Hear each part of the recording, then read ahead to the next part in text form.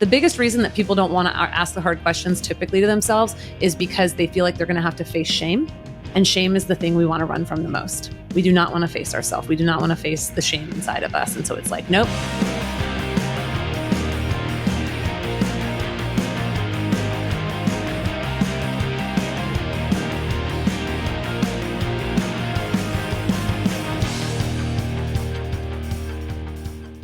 Well, hey there, and welcome back to the Zach Pitts Show. Sure is great to have you. I am so excited to have my new friend, Bekah Slider, joining me today. How are you? I'm amazing. Thank you so much. Yeah. So we actually just met right outside my offices Yep. here at the Dayton Arcade. You just happened to be sitting there one day, and I'm like, hey, I'm Zach. What's your name?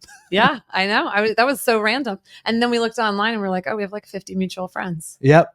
And that's the thing that I love about people who are naturally creative. You just start collaborating with a lot of different people. And you find that you are running around the same circles. Yeah. But you're originally not from the Dayton, Ohio area. No, I am from Virginia Beach. That's where I grew up, was raised there. And it was about 11 years ago I moved here. Yeah. So I haven't been here that long. And I'll be honest, like 11 years, I still hate the winters. Oh, I thought you were just going to, it's still 11 years and I still hate Dayton. I don't hate Dayton. Although on that note, I've like coined this term. It's the city between two cities because I feel like I have respect for Dayton and I love Dayton. And also my desire for like social life needs more. And so I'm in Columbus or Cincinnati a lot. You know, Dayton's a weird thing. And I've said this many times before that it's a city that you can make it anything that you want because it's in that stage that Columbus was in at one point where it's experiencing this rebirth. So you see like a lot of places downtown that they're starting to build and renovate and make it really cool and a hip place to be, you know, to live downtown. I mean, I live downtown. I love it. Yeah. Yeah, it is awesome.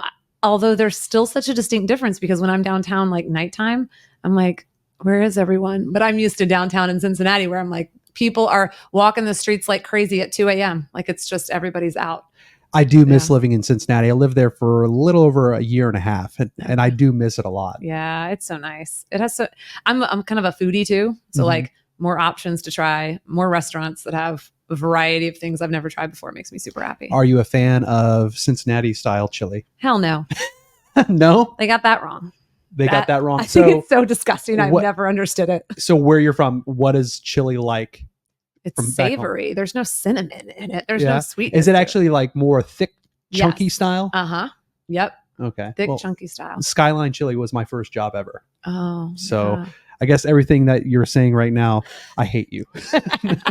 No. You're allowed to. I've had people say that. They're like, how dare you? I'm like, well, it's preference. I don't know what to tell you. My palate says no. I've already decided, you know, like when the time comes where it's like, okay, Zach, you have a limited time left on this planet. What are you going to eat? Skyline's gonna be my consistent meal. We are on opposite ends of the spectrum there. What would be your last meal? Oh man, that's hard to say. I really am kind of obsessed with seafood. I love tuna a lot and I love oysters. So probably like something like that. The first thought that went through my head was bleh. Yeah. That was but I feel like most people who live in a landlocked state, you didn't grow up with a lot of fresh seafood and being conditioned into it. So I understand that. Like I grew up with it. Fair enough. Well, as much as I would love to continue talking about food, which I'm sure we'll continue to talk about food at some point in this conversation, let's talk a little bit about what you do professionally. And it's something that I really admire. And I think that is what really drew me to saying, hey, like, Bekah, I'd love to sit down and have a conversation and learn a little bit more about what you do. You work in the coaching space, which is something that really... You know, it's been around for a long time. You've seen it a lot more in recent years, especially in the online space. But I can tell just based off of the content that you put out on a regular basis, you really want people to level up or you want to help people level up. How did you get into the coaching space?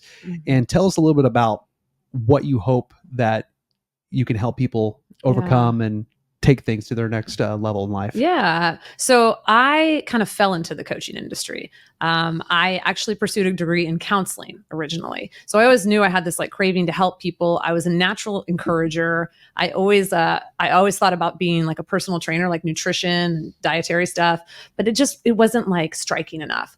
And then I ended up in ministry. I don't know if you knew that about me. I was actually a pastor for several years. And again, let me just preface, I was not Facebook stalking, but I also want to know, who I'm going to be talking to. I Yeah, want to know a so you little bit saw more that. about them. But you did a live stream that, Yeah. and it's going to take me a second to remember the terminology that you Yeah. use. Deconstruction. Yeah. Religious See, deconstruction. I was actually a pastor down here, Interesting. downtown Dayton. Yeah. Oh At wow. City Church. Okay, man. There's a lot of things we can talk about. Okay, so you Yeah. were in ministry for Yep.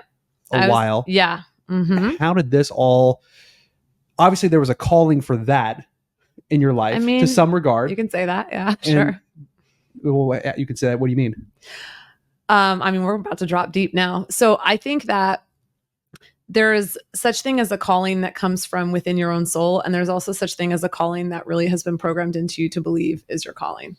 And so from a young age, when you're told and even conditioned to believe like, oh, you would be so good at this. You should do this. Like, this is meant for you. Oh, there's a calling of God in your life. When there's a lot of that. And I don't think it's done out of any type of malicious intent whatsoever. But even a child who's being told like, oh, you're going to be an engineer. You're meant to be an engineer. Like that type of thing, your brain gets wired. There are neurological pathways in your brain that are getting formed and wired to be conditioned to believe like, this is. When you add God and spirituality into the mix of that, now you've got this added pressure of, if I don't do this, I'm actually running away from God. I'm actually like walking away from my spiritual calling, which feels like sinful and wrong. Does that make sense? No, it makes a lot of sense. And there's a lot of things to unpack here. And I want to dive deep into this because I think it's a really interesting conversation, one that I haven't had on the podcast before. And I grew up going to Catholic school. Yeah.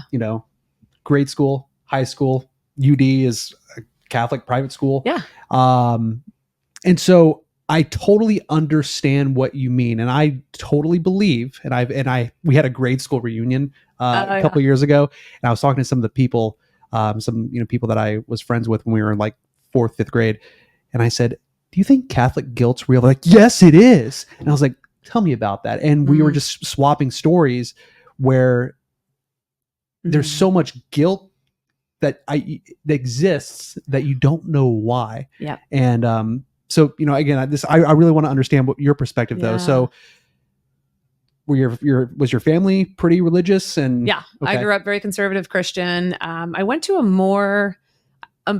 bit more liberal or progressive church, non-denominational growing up, like had women in ministry, which would be considered more progressive depending on what church you go to. However, my home life was much more controlling, authoritative, using the Bible, weaponizing the Bible, let's put it that way, against us. And then I actually kind of walked away from it all for several years. But after being in a really abusive, terrible relationship with a guy, I got out of it. And I was at that place where you're just like, who the fuck am I? You're so broken. You feel so lost. You have no one. And the only place I could think was like, let me go back to church. Let me try this out again and see maybe there's a different angle of Christianity or spirituality that I'm missing.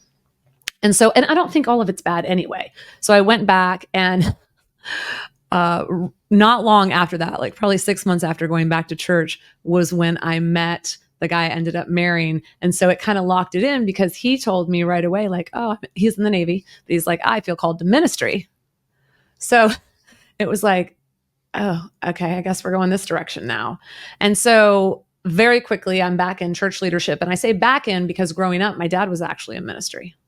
So I kind of like was forced to be in sort of leadership positions, even as a youth in certain ways. So back into it. And there were a lot of things that were beneficial. Honestly, like that were beneficial to me, that helped me find my voice. I realized I'm a natural born leader. I love to speak, and I'm good at speaking, and I'm good at making things relevant. I felt really like I had purpose in helping people, encouraging people in a way that was life-changing, at least to the degree I knew how to help them change their life at that point. So after moving here and then going into ministry here, it was like, okay, this is what I do. This is what we do. This is how we live. The problem was that I knew deep down I was suppressing a lot of different parts of me that felt like I just had to set aside and pretend didn't exist, right? And so it kind of came to a tipping point. And when that happened, people always say like, well, how did you even get to the place where you could deconstruct? Because people who knew me in the church and saw me preach, they're like, it wasn't fake.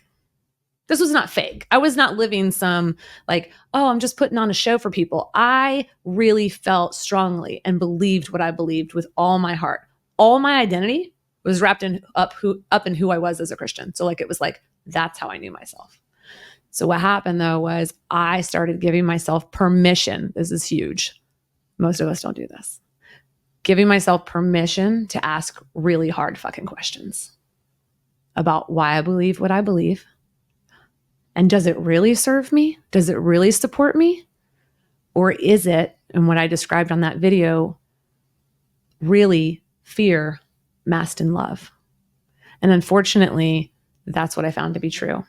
And so over the course of about a year, I began just pulling off. It felt like I was ripping layers of my flesh off. There's no way to describe it unless people have experienced it to this degree. But to pull back all of who you know yourself to be and everything you've known your whole life, and then be like, okay, where do I land now? How do you decide what's true or not? How did, when you're asking yourselves those tough questions, how do you know, when you ask yourself a question, do I really believe this? That you know for a fact, oh wait, I really don't.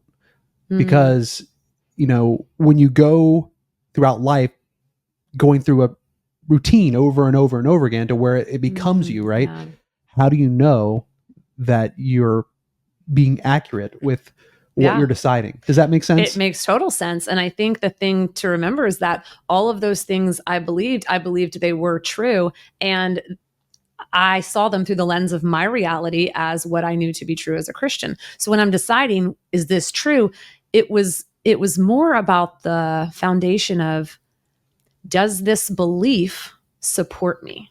Does this belief support who I want to be, what I want to believe about myself, how I want to show up in the world? And so people had said to me so many times after that, so where did you land? Like, what do you believe now? And I said, I still think there are beautiful things in Christianity, but here's where I've landed. Everything that's a belief, a Christian staple belief founded in fear, if you can trace it back and see that it's rooted in fear, I don't subscribe to it anymore. And if it's rooted in love, I do. What's ironic is people will say, and now we're getting into some good shit. People will say, well, Jesus, coming to save you for your sins, like that's rooted in love. That's love. Someone dying for you is love. Yes, at face value. And also what we're saying is, I was born evil. I was born in need of saving because innately I am not good as a person. That's a fear-based belief, and it does not support me. And also all of my experience has led me to believe that actually our nature is love. That's why it feels so good. Can we be evil ass people? Fuck yeah, we can be evil people. We can choose shittiness. But how good do we actually feel when we're being shitty to people? Not very good. Right, because it's not actually in alignment with who we are. You know what? My dad, I'll never forget when he said this, because I can feel really guilty if I'm mean to somebody, or if I say something that, I can get very regretful, if that's a word. I remember he said, Zach, you're like your mom in the sense that my parents are divorced. He said, you're like your mom in the sense of, if somebody says something to you, you have a knee-jerk reaction and you'll say something, you'll fire off something that can be hurtful. Yeah. He said, but then you're like me, to where you'll stew on it and you'll think about it over and over and you'll feel really guilty and you'll start beating yourself up. So what I'm saying, Zach, is you're pretty fucked up. Like the way, and I just remember thinking it was the funniest thing because, I think a lot of people have that tendency, right? because we are conditioned with fear. Yeah. And, I worked in TV news for a long time. And one of my guests on here before, his name's Dan Edwards. He was an old morning news anchor at the same station I worked at. And we both agreed that, the whole saying, if it bleeds, it leads. And that's the thing that most people gravitate towards are the stories of catastrophe, the stories that are, the nail biters, right? Because chaos kind of consumes all of us in some regard. And, news media can condition you to live in that headspace. You know what I mean? Absolutely. Absolutely. So, I totally understand everything that you're saying. And I appreciate you sharing a lot of that too. And I think that takes a lot of guts for a couple different things. One, you leaving something that you built a community in. Mm-hmm. You had a lot of people that supported you in that era of your life. Yeah. And you were good at it. Yeah. But you just knew that wasn't you. So let me ask you this. I didn't know you during that time, and I did not Facebook stalk you that far back. Do you appear differently on the outside and conduct yourself in a completely different way than what you were then? Because I would imagine you are, because, you know, again, being fascinated in the coaching space, I work with a guy, you know, everything takes place internally. Yeah. Everything externally, it's all an illusion, right? Yep. But if you can see something internally, and that's who you really are, right? Yeah. This is all just the movie playing out. Absolutely. Does that make sense? It totally does. So how have you changed? I know a lot of people, you were saying, had asked, where did you land? Yeah. How do you think that you landed? Oof. Yeah. So I definitely think that I landed in that space as far as love versus fear. So that was that. But I mean, it cost me, the majority of the people in my life knew me as a Christian, knew me as a pastor or someone in ministry.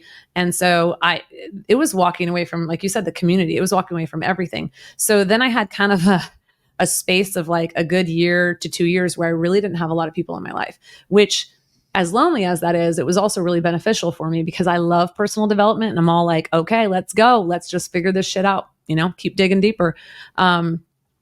I didn't realize how much shame and fear I actually lived under until I deconstructed from religion. If you would have, it's funny, you're like, is there a stark difference? Yes, in some ways, and no in others. So people knew me as gregarious. People knew me as like assertive. I would be assertive back then still to some degree. I don't think people would have viewed me as a people pleaser. I think people viewed me as confident back then. Like, there are still similarities. What's wild though, is I have had so many people over the past couple years who hadn't seen me in a while. And they're like, you just seem so happy. Like you seem, and it's not that I seemed unhappy then, but there's like a different level. They're like, you seem so free. And my response is, yeah, because I am. Mm-hmm. Because the levels of shame that built into parenting, shame, sexuality, that was a huge one that like I didn't even expect to happen. Although I say that, and then I look back at my life and I'm like, of course that there was oppression there. Like purity culture is a whole thing in and of itself. And even if you get out of that, it's like, oh, marry so you can have sex. I mean, and then you're just like, everything else is bad. Everything's bad. Everything else is off the table. Let's not even go into that. So there's a disconnect between yourself and your body, all of those things. There's a whole angle of that that's completely different. The ways that I show up now, the pictures of myself I post on Instagram sometimes are like super sexy pictures. And I'm like, I don't give 2 fucks. I'm going to have judgers and haters coming out of the woodworks. And the thing for me is, I know those people who are going to judge and hate me for it, we're going to find a different reason to judge and hate me. So like, those aren't my people. I don't care. I want to be my fullest expression. And so part of it was embracing like the whole sexual side of myself that I had embraced like before I got married, very much so. And just like, yeah, I just have all this sexual energy. And then it was like, nope, shut down. Mm-hmm. It's shut down. You need to act and be in this box right here. This is what it needs to look like. So that's part of what would be different for sure. I think that even though I didn't come across as a people pleaser, there was a lot of me that did people please back then. I remember even like doing a sermon, right? I would preach and then I would go home and having, those cringe moments where you're thinking back and you're like, overall, it was great, right? You get great feedback on whatever you do. I'm sure you had this in the news, yeah. But then there was like one thing that you did that you either messed up or said weird or did something goofy or whatever. And you're just like, inside, you're just like, oh God. And you're thinking about that. And you're thinking about the way people are perceiving that. You're like, you just go, just go and go and go. I used to do that all the time. Oh yeah. Well, and that's what most people do every single day. Yeah. And just the trivial, mundane parts of their day. And that's what keeps them from putting themselves out there or making that change that would ultimately make them happy. And, I'm not going to sit here and be like, oh, I've figured it out, because I believe that it's all layers, right? Like every couple months, shed a new layer. Every couple months, shed another layer. And the thing is, it's like, I think that the whole idea of so a belief, right, is just, and then again, I learned this from my coach. Yeah, A belief is just a continued way of thinking absolutely. and something that you've been conditioned. And so it's um, like if all day long, I know this is going to be a really stupid, like you said, like, the color of that wall over there is red. Okay. It's Yeah. clearly white. Right. Mhm. But it's like, if you said everything, Zach, no, it's red. Yeah. And like every single day you said like, no, Zach, that's a red wall. Yeah. Eventually I'm going to be like, man, what? Yeah. Maybe it is. Mhm. Maybe there's something wrong with me. Yeah. Okay. Yeah. It's Absolutely. a red wall. And I know that's a really extreme example, but that stuff happens. I mean, wars have been created because of beliefs. Yeah. And so many things, like everything is a belief. Everything that's driving your life are the beliefs underneath, right? It's all the stories. It's all the narratives. And so I think shedding and being willing, but again, you have to be willing to ask the hard questions. The biggest reason that people don't want to ask the hard questions typically to themselves is because they feel like they're going to have to face shame. And shame is the thing we want to run from the most. We do not want to face ourselves. We do not want to face the shame inside of us. And so it's like, nope, I'll just avoid. I'll just continue to placate. I'll do whatever it takes. And then we look at the number one regret of the dying. Do you know what that is? It's living for everybody else's expectations instead of living true to ourselves. Number one regret of the dying. Not like, oh, I wish I was more successful. I wish I spent more time with my kids. No, it's that I lived a life that wasn't true to me. You just said that in a way that got something in my brain to go, huh. You didn't, honestly, because, and I've said this on this podcast before, and I know this to be true about myself, that the reason I was successful in my TV career, or what made me maybe even want that, is because I got really good at getting you to like me. And that's something that I picked up from childhood. Yeah. Like whether it was being picked on or I wanted to be in the cool kids club or whatever. But I got really good, and I hate saying this, but it's true. And I think many people do it. Absolutely. But I got good at being a chameleon. I got really good at being the person that I needed to be for that situation. Yep. And then, I know I've said this on this podcast before, but I remember going into my boss's office during a time in my career where I was just really struggling internally, and going into her office and saying, like, listen, I got to take a couple of days off because I don't know who I am. Like I said, I don't know who I am anymore. And I'll never forget that. And I couldn't explain it to myself. I couldn't explain it to her, obviously. But I think that we all deal with that in some regard, but it's that lack of facing that lack of making that decision to face the things that are going to help you shed that old layer of skin so you can step into that new version of yourself. Yeah. Now, do you think that you go through, let me ask you this, do you think you are multiple different people throughout your life? Yeah, absolutely. This is why I actually am not even a fan of like the construct of marriage, for instance, and in the way that it's done currently, where you sign up and sign a contract and vow the rest of your entire life. You don't know who you're going to be in 7 years, let alone 70, and neither do they. And so I feel like it's actually an unfair thing to do. There is some culture I read about recently that they only do 7-year marriage contracts. Really? You do 7 years, you come back together, you decide, all right, it's been a good season. Do we want to continue 7 more years, or do we want to be done with this season? But we have a certain way of viewing marriage that's like, well, that just seems wrong and non-committal. And like, I love blowing shit up. Let's blow up all the fucking programming, all the things we know to be true and right and normal, because so many of them don't actually serve us. Yeah. If they served us, we wouldn't have almost a 60% divorce rate with marriages. And then on top of that, who's left? You think most of those people are actually happy? Okay. So let me ask you this, if you don't mind. So earlier on, you were saying, so you did get married and you guys were both in ministry together. So are you still together? We're separated. You're separated now. Okay. So when during that time you had this thought of, okay, marriage as we have known it up until this point doesn't make any sense to me. I'm done with it. It wasn't so much like that. Actually, it was a slow process because I very much love him, very much care for him. We've been great friends for many years. And I think it was so much programming was in marriage, especially in Christianity. So like I talked about the sex thing, right? Like, oh, we're having sex, we need to get married so we're not in sin. Like, Mm-hmm. if you're not brought up in purity culture, you don't know how strong that pressure is, but it's real.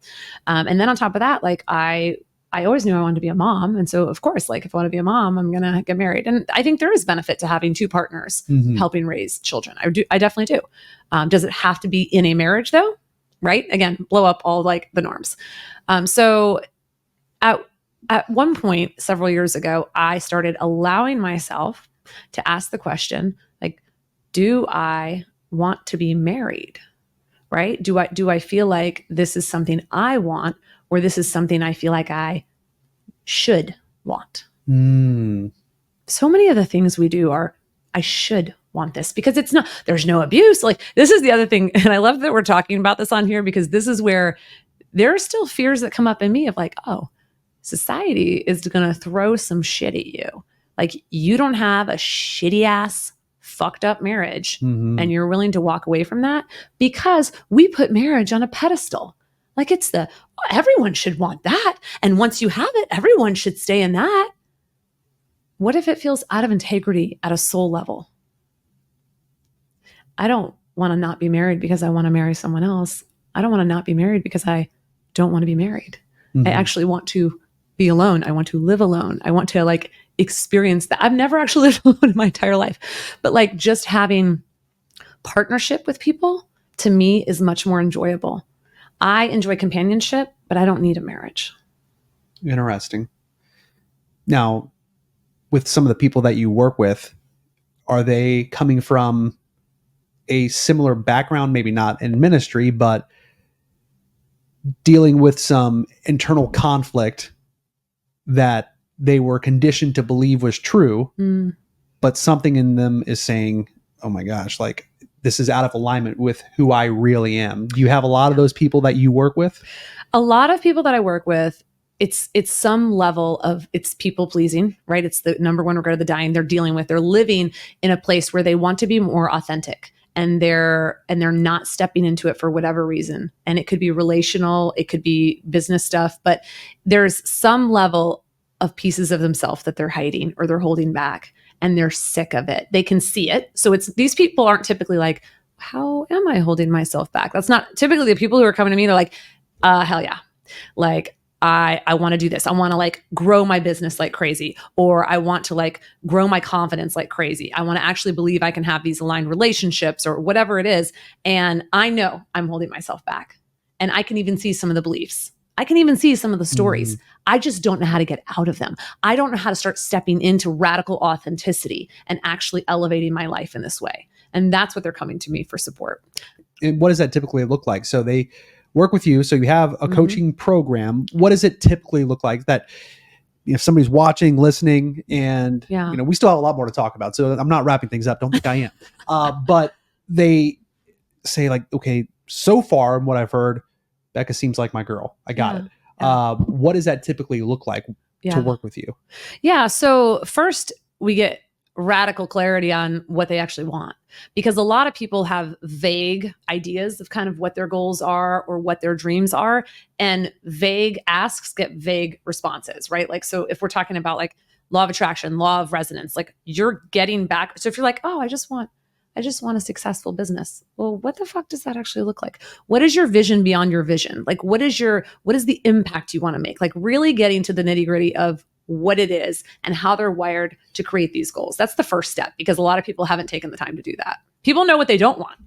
Yeah. It's very difficult to say what you want, because we are programmed to, well, not even programmed. I mean, we are problem solvers. So your brain, your mind is always going to look for the problem, and again, I'm giving a lot of credit to my coach Mike, that, your mind is always focused on the problem, and it takes a lot more work to actually decide on where you want to go. Is it like a coaching, or is it like a set number of times you get on a call? Is it through Zoom? Is it a phone? Like what's that? Yeah. Look like? So private coaching is one-on-one Zoom calls. So 60-minute calls each week. And with the clarity of what they want, we start with what they don't want, because again, most people don't know as much about what they want. They know what they don't want. I think if you start with what you don't want, it's a beautiful contrast. So you can create this canvas of like, okay, now that I know I definitely don't want this, think about like, what is the opposite of that? What would it be if you didn't have that already? You don't have to worry about that now. What do you actually want? Here's the other thing about what you want. It evolves. So you don't have to know every single thing, but it is crafting a bigger picture of yourself. Here's the thing though, too. You can't work on what you want and the vision and the goals you have if you don't start working on your own identity. Because the version of you that can have those goals and that vision and that future and that impact and that income has a different identity than the one you are wearing right now. Yeah. You know what? And I want to go back to what we were saying earlier, that you can evolve over time and you can be different versions of yourself. What level or what version of yourself are you still hoping to achieve one day? If you could really, and again, it's ever evolving. Yeah. But have you thought about it? Yeah. What is that version of you? Yeah. So one of the things, I'm a speaker and I love speaking, but it's not something that I put it more on the back burner. I put coaching on the front burner and being a speaker, being an actual speaker and getting paid to speak. And I've had several gigs where I've got paid to speak. And I love it. And I feel like I'm really talented in it, but I've put it on the back burner to prioritize my coaching. And I'm starting to feel like this like internal fire of like, okay, it's time. Like, get your ass out there and do this thing. So that's part of it. But as far as the impact that I want to make long-term, I've always, even though I work with men, I've always been drawn more to empower women. That's always been my heart. And so I really love the idea of leveling the playing field and giving women access to the tools and just like different ideas and mentalities that they can break out of the boxes and roles they've been put in for so long and actually live the life they came here for versus like just a piece of it. I mean, you mentioning speaking, that sounds like something that would be right up your alley. I mean, again, coming from ministry, I mean, you were in front of people for a good chunk of your life, right?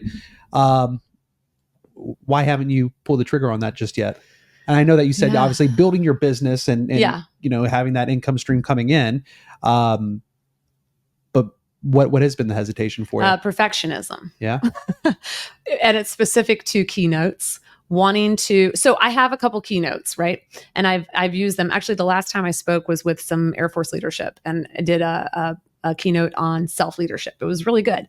And I always incorporate humor and stories and different things, but I knew that, the keynotes I've already created there's like this level of a buttoned up of like me, right? And I'm done with the buttoned up Bekah, right? So, and that means I'm going to repel clients as well. And that's okay. I'm okay with that because I would rather live in this deep freedom of being authentically me and knowing that's actually going to magnetize the ones who are for me. And I'm glad that you said that.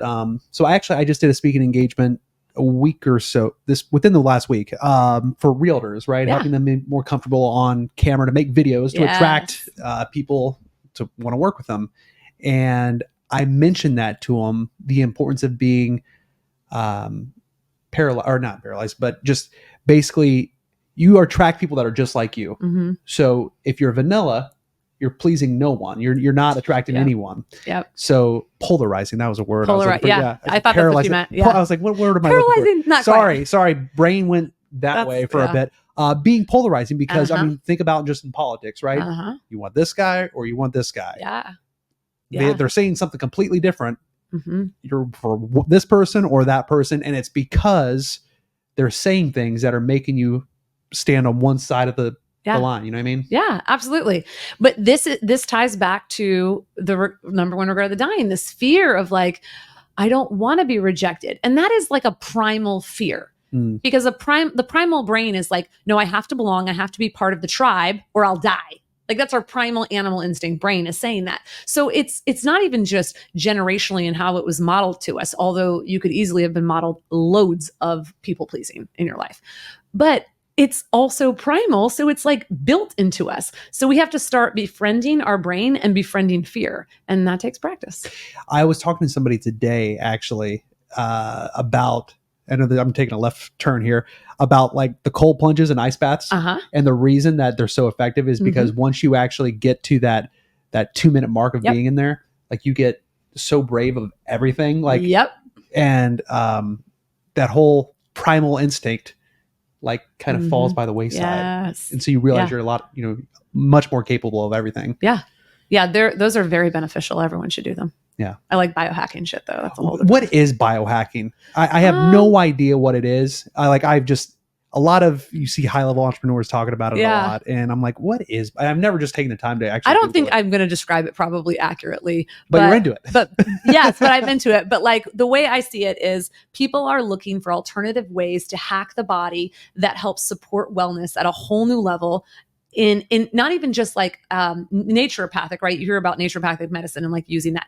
This is like a whole different level of like anti-aging things, not skin cream, but like actually like vibration plates that can keep your cells rejuvenated and stuff, like creating lymphatic drainage, like everything that is so alternative medicine, but it actually like ages you backwards. I've done biohacking. Yeah. I guess I have. Well, if you've done like cold water stuff. Well, too. okay. So here's a nice little plug for him. Have you heard of Body Garage? Mm-hmm. Is that where you've been? Is that? Yeah. I actually was part of it when it started. Okay. Got it. Mm-hmm. Okay. Now I got it. Now everything's kind of fallen into place now I know the connection there. Yeah. But I've been there a few times and it took me a while for me to really understand, like, so how is this actually benefiting me? Yeah, it's real. It's real. Red light therapy, like any of that stuff. I believe in it wholeheartedly. I love it. I feel like they're always coming out. Grounding sheets. Have you heard of that? Grounding sheets. Have you heard of grounding in general, where you just have your barefoot feet on the ground outside, like on the earth? Oh, yeah. Because there's electrical currents in the earth that actually, and this is proven, like this is science shit. This isn't like. This is science shit. Well, it's not woo woo. I mean, people will be like, that's some woo woo shit. Like you can go and look and do the research. Like it's real. So, and actually side note with grounding, they say that animals now, like domesticated animals, deal with all of these like cancer, all of these terrible things that humans deal with, but the ones in the wild don't. And it's because they're naturally grounding themselves all the time. And so they're getting, so that's a whole side note. But typically people aren't going outside barefoot on a regular basis, like 30 minutes a day and spending time grounding and getting that energy. So there are sheets that you can buy for your bed. You plug into the grounding part of your electrical unit and you don't feel anything. That they're like, they create like a grounding energy pulse. I would just be freaked out that in the middle of the night, that you'll be shocked, catch on fire or something. Yeah. Because, did you ever have like maybe you have one now, but like your parents saying like, do not keep that electric blanket plugged in all night. Mm-hmm. The house is going to burn down. Well, I didn't have an electric blanket as a child because we were poor, but I have one now and I've kept it in all night accidentally and thought, oh my God, I thought it was gonna, there's so many things. It's like, a heating pad or electric blanket, don't keep those plugged in. The coffee pot, oh my God, the house is going to burn down, and all those never happen. Automatic shutoffs these days. Yeah. How we have evolved. so much evolving. What would you say to anybody that is listening right now and they're thinking to themselves like everything Bekah's talking about right now is making sense, and I'm learning a lot and discovering a lot of new things, biohacking. I don't know what that is, but I'm gonna check it out. Yeah. But what would you say to them about getting out of this current version that they're in, knowing that they're meant to do something more? Yeah. Well, it kind of goes back to your original question of asking me about like, how do I walk my clients through, which you only got to point 1. But the idea is, well, take me to point 2, 3, and 4. Yeah. Well, that's what this is what I would tell them. I would tell them like the next step is you have to connect with this future, I like to call it favorite version of yourself. I also call it you 2.0, right? There is a version of you, an identity of you that already has what you want, that has the life you want, that has the mindset you want, that has the relationships you want, the income, the impact you want. And the science of transformation, like if you do research on the most recent science of transformation, the fastest way to download that new reality into your life is by connecting to that version of you that has it. So asking questions. How is that version of me thinking differently than I think now? How is that version of me showing up? What kind of action is that version of me taking? And getting so familiar that literally on a daily basis, it's no longer like, oh, well, like this is just the way I am. It's like, okay, yes, it's the way I've been, but like who do I want to be? And how can I download that information now? And this also connects to something else you talked about when you were giving the example of the belief system and like the red wall, right? You said like, oh, well, if I just keep being told like it's this, eventually I'll believe it. And we are not ever told to really start understanding and living into our deeper wisdom. All of us have intuitive nudges. All of us have the ability to go inside and actually access much deeper wisdom than we can just in our logical thinking brain. And that's the part that's so needed, because when it comes to that, then you can start thinking about this future version of yourself and actually like receiving downloads of thought that are like, oh shit, I never would have thought about that way. Like you become the thought leader of yourself. You become the one who can tap into inner wisdom that you didn't even know you had. And I always guide clients back to themselves. That's my work. It's to guide them back to themselves. It's not to be like, oh, this is my approach and my strategy and fit in this box, please, and you'll grow. That doesn't work. Everybody's so different. Their authenticity looks different than my authenticity, right? So that's what I would say to them. Start living into this envisioned version of who that version of you is. How do they show up? How do they operate? How do they think? What do they believe? What do they know to be true that you're struggling to believe to be true? And how can you start taking pieces of that and living daily into that? You know what I've thought about before is I believe who you are, you've already been at some point in your life when you were a kid. If you can think back to the earliest memories that you had before you were told this, that, and the other, which were basically beliefs that are handed down to you. Yeah. I think that you are who you're meant to be at some point early on in your life, but then you lose sight of that. Yeah. And what I mean by that, and I'm only using my experience as an example, because one thing that I've always loved is music. And I've loved, like, my biggest dream would be, opening up on a stage in a pop punk band in front of like 10,000, 15,000 people, opening up for Blink-182. That'd be my favorite. God, that'd be my amazing. dream of all time. Right. But then you grow up and you're like, no, that doesn't make any sense. Like if you want to be in front of people, being on TV is more realistic. Not music. It's like little things. And don't get me wrong. Like I'm very grateful for my path. Yeah. Very much so, because it's led me to having a conversation with you, right? And among many other things that have happened. But I believe that when you're a kid, you have such a vivid, such a wild imagination that nothing seems impossible. Yeah, it's only when you go through life and you've had some crap that you've gone through that everything like comes with an extra layer of like, maybe I could do that. I don't know. And it's a subtle programming too. Like, and parents don't even mean to do this shit, but they're shitting on kids' dreams all the time. But I don't think they're meaning to do it. No, they're not. They're not meaning to. It's only because their mom and dad. It's all like, dreams. And you pointed out, you made such a good point about like, and then it's like, that's not practical about the dream of like being on a stage with Blink-182. Well, actually, I did do it once though. And what I mean by that, I went to a concert in Cincinnati back in 2015, and I got VIP tickets, so I got into the show early. Yeah. And I don't know if do you like Blink-182 at all? I do. Okay, so Mark, the bassist, is up on stage and he's just doing a sound check or whatever. And basically, as a VIP tickets, you just got to get into the show early.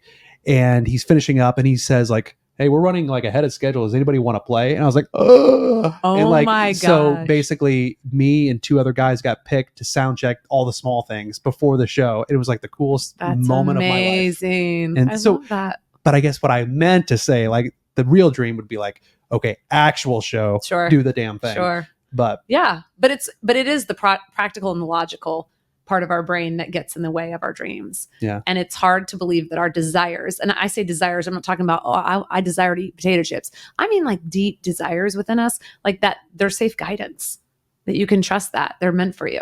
And so that's another thing but that takes some unraveling, right? Because again, all the conditioning, like, not logical, not practical. How? And then that's our favorite question. Our brain's like, bitch, how you gonna do that? You ain't doing that. How?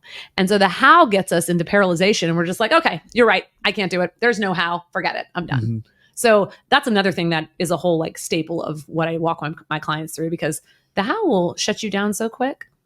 Well, yeah, because you're ultimately going to think of all the reasons why it can't happen. Exactly. And then you're going to feel defeated. And I remember when it finally clicked with me that the way that you get any sort of result, it's a circle, and the way you have to look at it as so the way you think creates how you feel. Mm-hmm. The way you feel creates your level of action that you're going to take. Correct. The level of action that you take is going to be the result that you're ultimately going to get. Mm-hmm. So you're in this continuous cycle over and over again. The only way that you're going to change anything is to start with your belief, right? Mm-hmm. What are you thinking? So if you think Yeah. you're going to fail, you're Yeah. going to. But if you Yeah. think I'm going to get this result, like Right. like you think I am just going to figure this out. I don't know how, but Mhm. this is going to be the outcome. It's going to happen. Then that creates a new pattern in that Yes, circle. absolutely. And I wish it was that easy. However, Yeah. the other problem you have is people are like, okay, I want to think differently. I'm trying to think differently. I can't think differently. So what we've also got is a nervous system that's not on board with it. So we bypass our bodies and we're like, bitch, you're going to think differently. We're going to think that we're amazing. We're going to think. And then we're just like, I don't think that though. I don't believe. How do I believe something I don't believe? Right. So there's a lot of somatic elements that I work with too, depending on the client's needs, because oftentimes your nervous system, your whole body is like in fight or flight.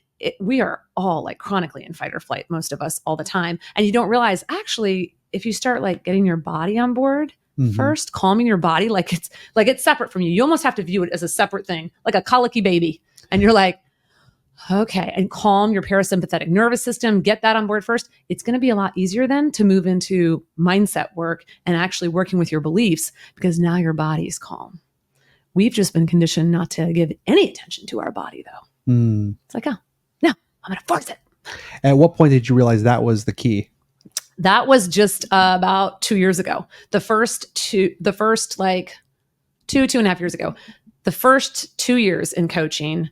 And I have a pretty strong mind and I love mindset work. So I didn't struggle as much with it, but there were sticky points for me that I'm just like, these are certain things that I just can't seem to get past. And then when I was introduced to this whole somatic area, I was like, oh shit, I can calm my body. So now you talked about being reactive, right? You said your dad says like, oh, you're real reactive, but then like you'll come back and apologize later. Yeah. So people will say like, how do you pause in the space between your initial taking in the information and then wanting to fucking go off at somebody, right? How do you pause? Well, you can't typically think your way through that. Let me just think something differently right now. Your body is on fire. I just had this happen in Vegas, actually. I had someone super disrespectful to me in a text message, and it was out of left field. This person's never been disrespectful to me before, ever. And so I didn't expect it, and it kind of threw me for a loop. And I was lit inside. And I was like, okay, I don't want this to ruin my night, but I'm really fucking pissed. And I'm like, what do I need? What do I need? And I initially started thinking like, I'm going to try to think differently. And I was like, I'm not going to think nothing differently. So I went off around the corner. This is so funny. No one could see me. And I start like jumping up and down and like shaking my body. What's his name? Tony Robbins actually talks about this, right? Like shaking, getting your energy state differently. I like shook it out, like jumped a whole bunch. And then my body calmed down. And then I was like, okay, now how do I want my night to go? What do I do with this information? So much easier. So much easier after that. It's something so simple too. It's so simple. You know, I always say too, it's funny how like the most important things in life are never taught when you're in school. No, you know, they're not. The two most important things, how your mind and body work, and then money. And just imagine how much better the world would be if people learned that just like little simple technique. Someone makes you angry, like shake it out. Little kids know. That's why they throw temper tantrums. I'll tell you what, my nephew Cooper, he knows how to throw a temper tantrum like no other. That's why you leave him. Let him throw the damn temper tantrum. Well, it's funny, like that makes sense to me, and this is, you know, the way that I've observed, it's very much of like, well, what do you need, Cooper? Like, you know, like almost baby, not baby, but like, but as a care, like I watch my brother and my sister-in-law like work with them, and I just want to be careful what I'm saying here. But it's almost like that's almost conditioning him like, ooh, when I do this, I get this. Yeah. Unconsciously, that is actually what it's doing. And every parent is doing the best they can. I really believe that, but it really is. And that was one thing. I have 3 kids. So by my third, I was like, I'm gonna let you lay there. Yeah. And it actually worked better because then you have so much energy. You know how much energy it takes to throw a temper tantrum? I can't imagine. I haven't thrown one as an adult, but I can only imagine like they're going to get to a point of exhaustion. And then once they're calm, they're probably a lot easier to have a conversation with. And I feel like, I try to imagine this. If I'm throwing a temper tantrum, like legitimately as an adult, and someone's trying to talk to me, I don't want them to fucking talk to me. Yeah. But yeah, it's get the energy out first. So you have 3 kids. I do. How old are they? 19, 17, and 12. 19, 17, and 12. Yeah. Boys, girls? Girl, boy, girl. Say it one more time. Girl, boy. Girl, boy, girl. Girl, boy, girl, boy, girl. Yeah. Okay. I have not crossed that bridge. And I'll Yeah. be honest, so you were talking about, the whole idea of like marriage, and that's something you're supposed to do. So I'm in this boat right now, and my other brother, Jake, we're in this similar stage where I think that we're children of divorced parents, Mhm. and we saw like, oh, that's nasty. Like I don't want to ever have to deal with that. Yeah. And so I think we're both in the same position right now where it's like, maybe it's better just being like an Uncle Jesse, Yeah. I mean, marriage even was created out of like property stuff, like making the woman it was a property thing. Yeah. It wasn't. And so just, again, I'm all about blowing up the societal norms and shit that don't serve us. And I think there are lots of ways to say that you can't have a healthy companionship with someone unless you are married to them. I call bullshit. Mm. So if that's even someone's goal, like maybe someone's goal isn't, they want to be single. That's what they desire. Why is that wrong? Right? I just think like, don't yuck on somebody else's yum. Like let people figure out who they are in integrity with their soul. And if it's not harming anyone else, why the fuck should people care? I'm sorry. The one thing that I pulled from that was the yuck on someone else's yum. I love that saying. It gets me every single time. It's like, it always takes me a moment to like think about like, what does that actually mean? Yeah. But no, I know exactly what you mean. And I appreciate you sharing so much just about your life, because I believe that is what makes an effective coach and someone who's putting their hand out there to help someone else. Yeah. Because that whole know, like, and trust factor, like, why should I work with you? And it's like, you don't know where I've been. It's like, well, let me tell you about myself so you can see if I can make it through this. I think I can help you with what you're going through. Yeah. And do you often find people that are skeptical when maybe they come across your content online, they don't really know you, but they're like, let me go ahead and just connect with Bekah anyway. Mm-hmm. That they're kind of like, yeah, but do you really know what you're doing? Can you really help me? Like, how does that conversation typically go?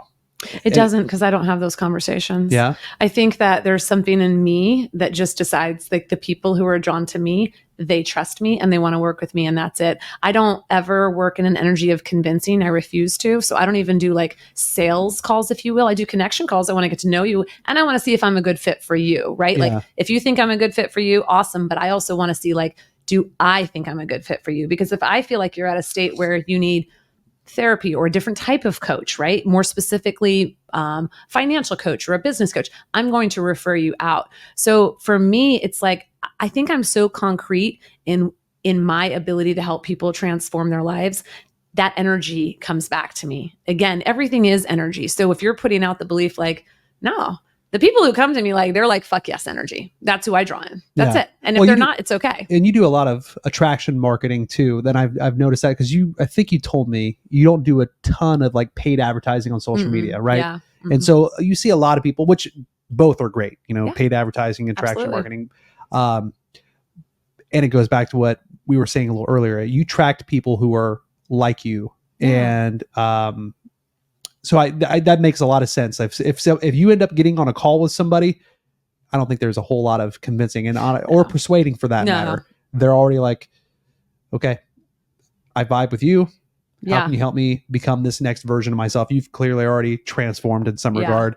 How can I do that same thing? Yeah, they've convinced themselves before they get on the call with me, because if they haven't, do you know what that's going to be like? If they're barely convinced, but they're like, oh, I feel like I should. And then they pay me, and then we're working together and they're like, I don't know, did I make the right decision?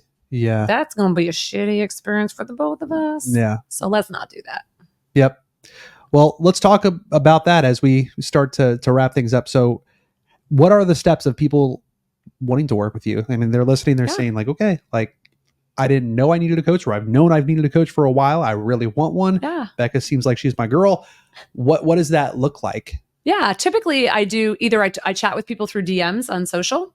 I do a lot of audio messages on DMs because some people will just literally sign up with me right through that. Which, real quickly, I totally appreciate and respect the fact that when we were communicating, lining this up, Yeah. that we were using that, because I feel like it's I such love an it. underutilized Oh yeah, tool. I love it.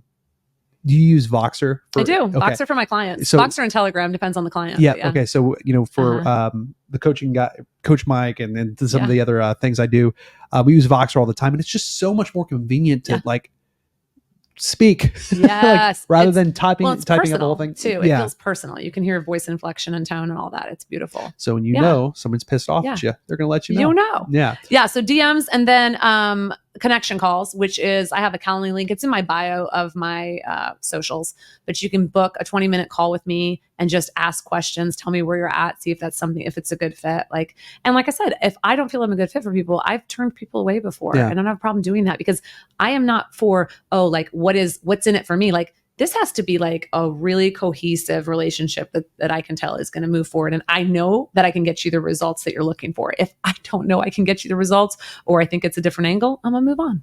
And if there's any sort of way where people, maybe they're not quite ready to hop on a call yet, Yeah. but they're like, Bekah, do you have any resources or Yeah. any guides, anything that can Yeah. help me take that first initial step? Do you have Yes. anything like that? So I have a bingeable mini series. It's like a bingeable video mini series that they can sign up and get. And it's basically the U 2.0 method. And so I go through how my clients actually do transform their lives, how they up level their identity, and how they grow in way more confidence and more authenticity using the methods in my client approach. So yeah. Okay. So what we'll do is we'll go and take a link to that. We'll Yeah. put it down in the show notes down below, Yeah. underneath. If you're watching on YouTube, wherever you're consuming this podcast, anything that you want to mention before we go. The one question I typically ask people as we wrap up podcast, if there's one little nugget of wisdom that you could share with someone that's watching or listening that could help them change their life today, change their life next week, and take with them for the rest of the month, the next year, the rest of their life, what would that one piece of wisdom be? I think it would be to never stop challenging the status quo. And when I say status quo, I mean more internally than anything else. So asking really powerful questions. A powerful life is made up of powerful questions. There you have it. Bekah, thank you so much for the time today. I appreciate it. Thank you. It was great being here. All right. We'll see you next time right here on the Zach Pitts Show. Take care. Hey, thank you so much for watching. I hope you enjoyed this week's episode, and I really hope that you enjoyed the music that was underneath some of the segments in the show. And to be completely honest with you, as I was building things out, I didn't want to go through the whole mess of trying to find a bunch of royalty-free music so I could use it in the show. So I went ahead and I just used the instrumental tracks for my debut album, Midwest Romance, and I want to give you a signed copy of my album for absolutely free. All you have to do is help me cover the shipping and handling. Now, I totally get it. You can listen to the album on Spotify or Apple Music, any other streaming platform. But again, if you get the signed copy of the album, it's also going to come with some free goodies as well that you cannot get anywhere else. Again, a signed copy of my debut album, Midwest Romance. If you just help me cover the shipping, I will go ahead and send it right to you. Once again, thank you so much for watching this week's episode. Hope to see you next week right here on The Zach Pitts Show.